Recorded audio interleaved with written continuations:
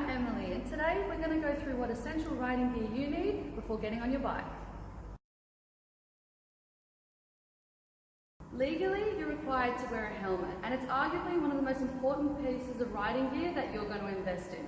This is my helmet, and it's a full face, meaning it has a visor to protect your face against the wind, and it has a piece underneath the chin.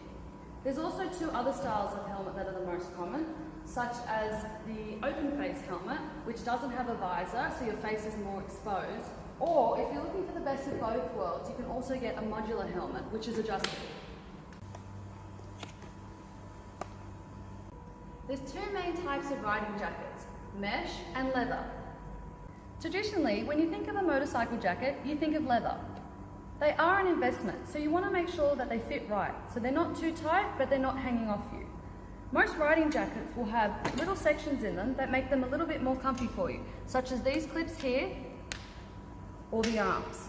Now they are warm, which means they're great in winter, but you also have the options of opening up these air vents for those warmer months.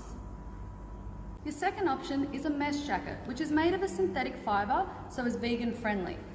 The good thing about mesh is it's not as warm as leather, so in those warmer months it can be a more practical option. Some jackets also have an inside lining which can be removed. I'm only a learner, so I've only invested in one jacket so far, but if you're like Alex and you've been riding for years, you may want to invest in one for each season. Emily, what's the difference between a pair of riding jeans and just normal jeans? So the main difference is riding jeans have a protective layer inside them, which is really important, especially when you're learning. So inside these ones we have Kevlar, which is really popular in a lot of brands. So that's padded? That's padded, so they're a little bit thicker than a fashion jean. They offer warmth and most importantly they offer protection. So you're riding them so that you can stay safe, but they also look like normal jeans, at least they're not daggy, aren't they? Yeah, they just look like an everyday pair of jeans, so you wouldn't know looking at them. They come in women's, men's, unisex, leggings, all different types of styles. And the high-waisted ones tend to be a little bit better when you're riding because they don't ride down, which is really important. You don't get that little piece of skin hanging up your toe. So it gets cold. It does, definitely gets cold on your back, and having that extra support holding you upright is nice. You want to make sure that they fit right. That's one of the most important bits. If they're unlike normal fashion jeans, where if they're too tight, it doesn't matter. If you can't sit comfortably in these, you're going to really struggle to be comfortable whilst riding.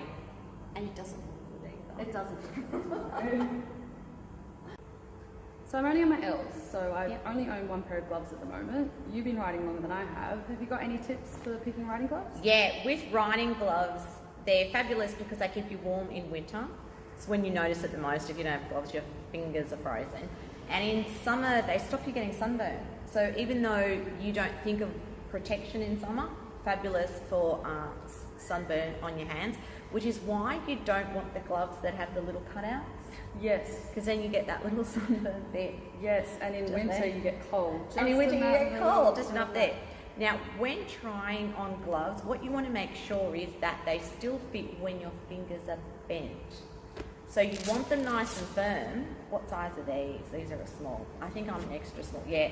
So these fit, but see how there's a lot of gap? Well, you want them tighter? Whereas on you, you've got a little bit longer fingers than me. So you want to be able to grip. Yep. But not have them too big. So these are a little bit too big on me.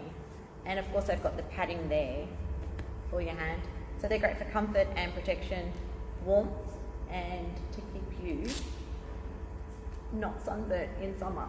So you define your size, you just try on a whole Try lot of them different on, ones? try on some different ones. I know I'm an extra small, but it doesn't mean all different styles will always be the same. So always want to try them on. But definitely try them on and bend fingers and make sure that they feel comfortable for when you're riding. Awesome. Alex is wearing a normal leather jacket that's not made for riding. Now there's a few issues with this. Firstly, there's no protective lining on the inside of it, as you can see. Secondly, when she puts her arms out as if she's going to ride, it's too short, which doesn't offer that protection. If we look at the back of the jacket, firstly, it's too tight across the shoulders, which is going to be uncomfortable when riding.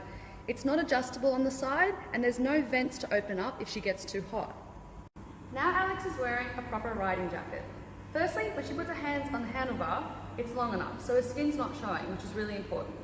It's thicker, so it's more protective, and the material that it's made of is going to be good in the rain or all other weather conditions.